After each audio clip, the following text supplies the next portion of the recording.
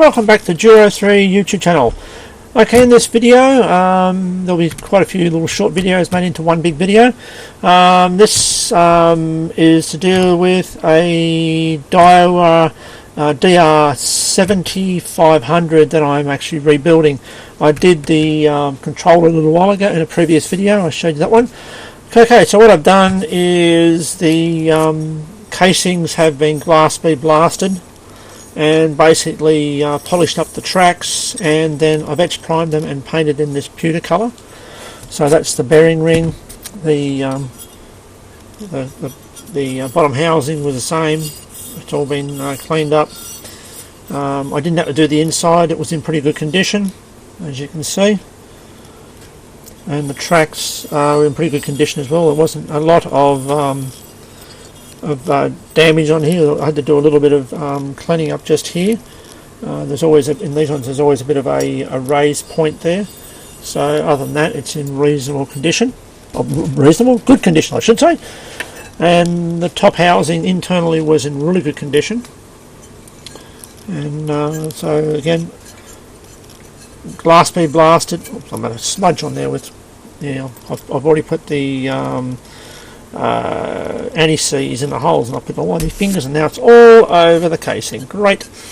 I'll wipe it off later on. So basically there's the casing. I've already marked it for the potentiometer position. The ring gear for this one was in reasonable condition. There was only a 3-gear one. I'm actually converting it into a 4-gear stacked final drive gear. I'll show you more in the next section. The mast clamps, again, painted in etch primed. I'll start again. This is bloody glass bead blasted, etch primed and painted. But also in this one, there's the other version. These come in two sides, and basically you have holes through this side. The bolts go straight through this way. And basically on this one, they're threaded. Now they used to be threaded directly into the aluminium, so I've put recoil inserts in. Stainless steel recoil inserts in, so basically you can screw straight into that, all Dunskies. So basically that's that part. I shall move forward. I shall show you the other bits and pieces of upgrades that I've done to this one in the internals, so we shall see you in part 2. Okay, we're back, part 2. Righty-o-ty, this is showing you the internals. Move that a bit further forward. Yes, I'll move a bit further forward. Here we go. Turn it down a bit, things a bit closer. Okay, we'll work through these. So basically this is the top chassis. What I've done with this is I've installed limit switches in this one. This in a different position. This is the upgraded version that I do, where I move the brake off this section here and I move it onto top of the motor, which I'll show you in a second. So basically I put all new limit switches. These ones have the roller actuators in the end. So basically that's how it is. So basically I've also done my lubrication hole to get the first gear internal to the first gear shaft lubricated. I've had to put flare out. I've had to put spacers. These are 3mm spacers here for the motor in the way I do the brake again. So basically this is all ready to go, and it's all happening there. The pot I've refurbished, so I've done that, so that's been done.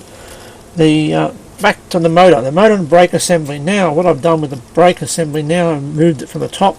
I'm actually using a KR500 pinion gear and brake assembly, and I've housed it in this is a conduit fitting, a nut fitting to keep the grease off the brake itself. So this cutaway is for the gears that this gear that sits in there. That sits in there like that. Where are we? Wrong way around. That'll be sitting in there like that. So that gets pretty close to this. So I've had to cut away. This is one of the versions that I've done, but I'm using a different brake material inside. I've changed to a different brake material, different cork, and this one brake holds a lot better. So the this here was re-zinc plated. The motor is in really good condition, as you can see, and basically so that's all ready to go.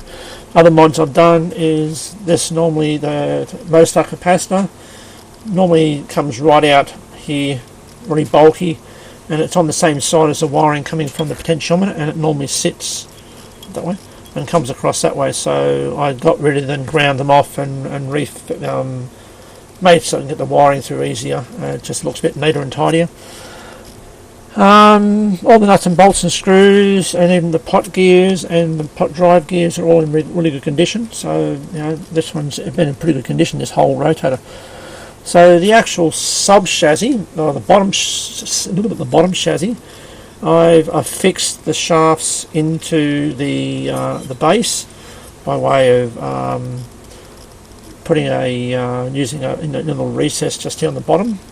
I put you hit it with a chisel and basically put an indent in it all the way around, put indents all around, and then basically I press it back into the steel, because these shafts generally spinning within the steel, it wears this and it wears that as well, and it becomes loose and they flop around and becomes problematic and loose and whatnot. So when I press them all back in, I then put a new shim in here, spacer I should say, and I've actually glued these in position so they actually help keep everything stable.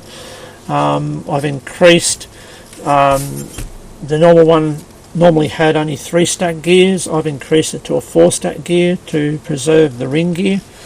So basically we have a 4 stack gear on the bottom now instead of a 3. Later model Campros and Daiwas all had the I think the later model Daiwa had it, maybe it did not. So basically all the rest of the gears, this is the drive gear for the final drive, in good condition. This is the one next to it, its drive gear, it's in good condition. So, and as you can see, all the gears are in really good condition. So, and we have the 2 standard spacers for the top, and again, not even rusty, they're in good condition. So basically, all in all, this is going ahead as planned. So basically, this conduit fitting, that I forgot to mention before, this conduit fitting is actually screwed on to here, so it can't come off. It's glued and screwed. So that's mainly just there to keep the grease off the brake. So it can't only come up so far. So it doesn't go that far, only comes up about that far actually. So basically, and I'll do another mod as well where I use the original pinion gear from a KR400 or the DR-7500, and I'll put the plate around the other way and turn the whole thing around and do a whole number on it. But this one I had some KR400 gears, and basically it works alright. So there we go, I'm up to date with that one. I'll be putting all new socketed cap screws, stainless steel 316, to hold the casings together, so they'll be in there. And all the screws, nuts and bolts in this one are in really good condition. The zinc plating and gold zinc plating is really good, so all those are in really good condition. So basically I have the insulator for the, probably can't see it, there we go, no, you see it, the insulator for the potentiometer, and there was a little, I think I've just lost it. The C-clip for the potentiometer is just gone missing. It might have been sitting on here and it went flying. Oh well, I'm going to get myself another C-clip that goes onto the above this gear. And it must have been sitting on that when I picked it up and it went flying. I should watch the video back and see which way it went, because I didn't hear it. Oh, it's gone now. Oh, damn, it was sitting in the tray. And I don't think I tipped it out anywhere. Oh, it's gone. Oh, I'll get another one. Okie dokie, all good. She'll catch you in part 3, I presume. Bye. We're back. Okay, I have installed the motor onto the top sub chassis and aligned it and got the spacings right so it doesn't jam up. And as you can see, the gear moves up and down easily. I've already done the tests, so basically it's all there, it's all done. I've got new screws in here because that's a bit longer than the original, so I've replaced the original screws. I've installed all the gears, greased and installed all the gears. I'm using molybdenum disulfide grease. I've installed the potentiometer and the pot drive gear and the pot gear and pot drive gear. I've also put my marks on for the pre-alignment start points, so I've got that in there already. So basically what we're going to do now is we're going to pop the two halves together, get around the right way, drop these through here without letting grease load yourself. Of course the wires don't want to go through the hole, come out of there. So get the top gear to mesh with the next gear.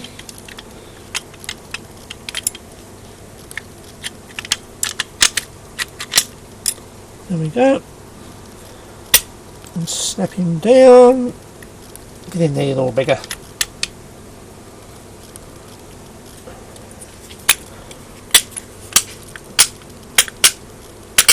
Right. There we go.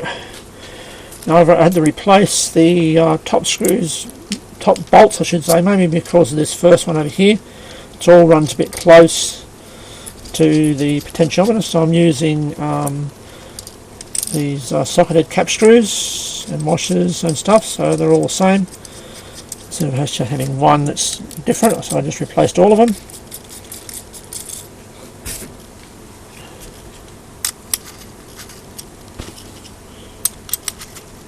So as you can see, it's pretty close. Put a normal hex down there because I can't go back much further because the gear may or may not have hit that there when it pops up. So place that down a bit more, stop it from flaring out. Tighten this up.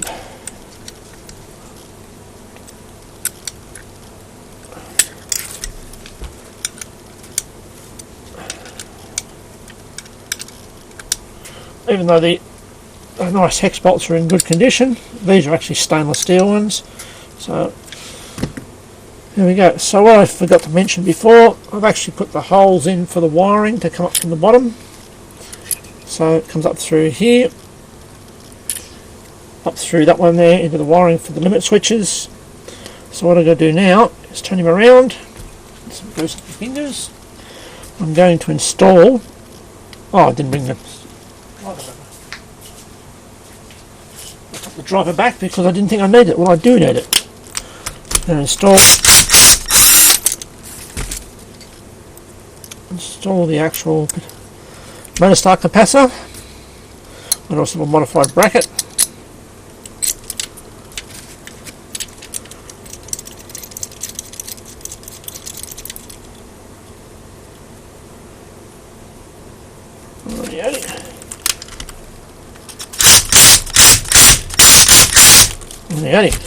Okay, we're up that stage. I'm going to go and do all the pre-wiring and I shall be back. Catch you later. We're back. Okay, righty-o. Oh, first off, I have installed the cover plate for the round socket. It's just screwed on with three M4 by 6mm screws. It's siliconed into place because I've done that to come back off again because this plug comes from the inside and comes out, and then you put a nut on from the outside. So really good for servicing when you want to disassemble. You don't have to unsolder the plug every time. Much easier, and plus it's better sealed. Okay, I've done all the wiring. Up from the top, limit switches are in, wired. And basically you might notice there's an extra wire here. I always install this one. It's the limit return light. If we've got one installed in the rotator controller, basically I put in because I'm using this cable here all the way through here and out to there is a 5-cord trailer cable I got a hold of, all tin copper one. So the wire is in there, so I might as well use it and have it all pre-wired up and ready to go if need be. So the motor start capacitor is wired in. I've got everything. I changed the wiring. I'll put this down, turn it around. I redid all the wiring on the potentiometer. So basically it's a bit longer now instead of being short like it was before. So I've done all that. It's wide onto the back of the plug, cable tied up. And so what I'm going to do is I'm going to drop it into the housing, and to show you it going together, get these screws out of the road. So basically all you need to do is make sure, I had to do a slight cutting of the rubber neoprene, I think it's neoprene washer. So I'm just going to make sure it sits at the flat section. Slide it through the hole.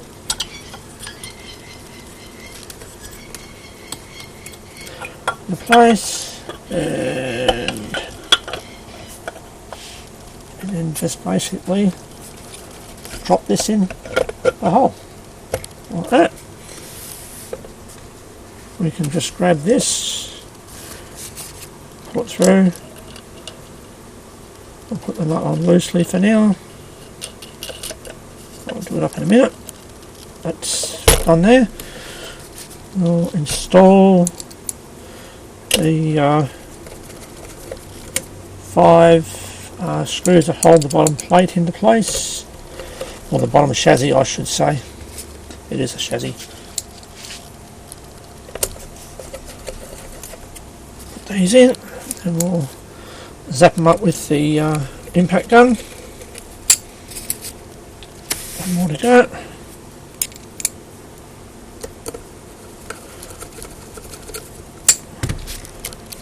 Okay, impact gun away.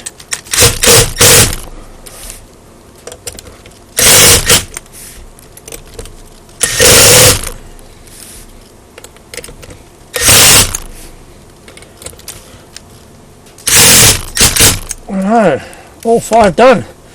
Righty-o, installed, done. Okay, this is getting pretty close to be done, so pretty close to be done. That's probably pretty good English, isn't it? It's getting fairly close to being all done. No fingerprints on the stainless steel. Oh, this is a stainless steel cover plate, by the way. So basically, yeah, I just put finger marks all over it. So that will be all cleaned up later on. So there we are. We're getting there. Righto, I shall be back. Okay, we're back. Righto. Okay, I have put the top set of bearings in, and I've installed the ring gear, and basically I've done my pre-alignment, so that's all taken care of. So I just thought I'd do a quick little insert here, and I'll put the top casing on, and then I'll go and install the bottom bearings and put the bottom bearing ring on. So here we go, put this onto here, we line him up.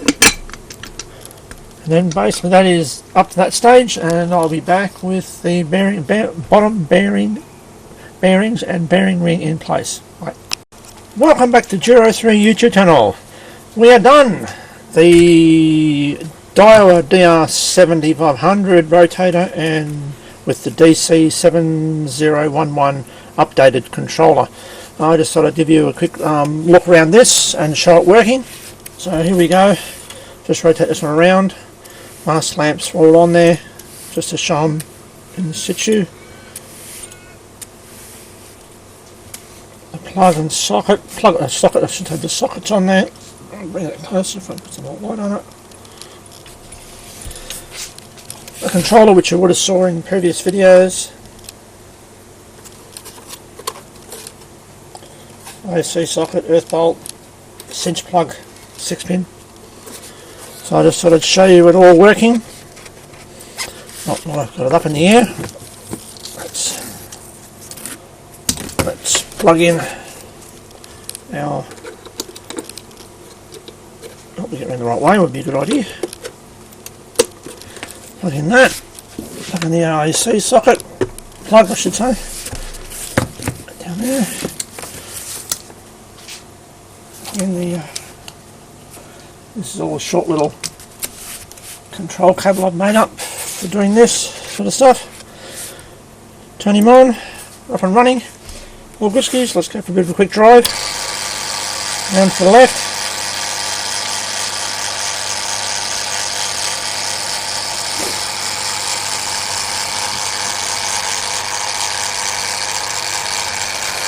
We'll stop it at west.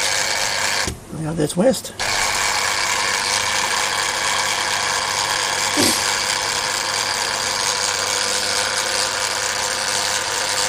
and the limit switches will take over once it gets to south.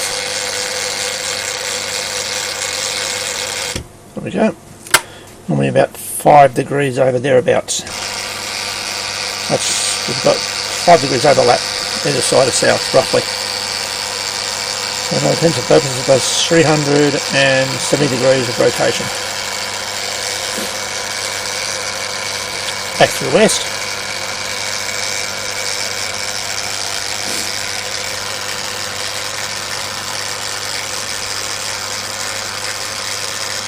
Back up the north, 340, 350, 360 degrees, and there we go. And stop at north-northwest, which is about here somewhere, thereabouts. Oh no, there. Setting too far above it. And the east. There.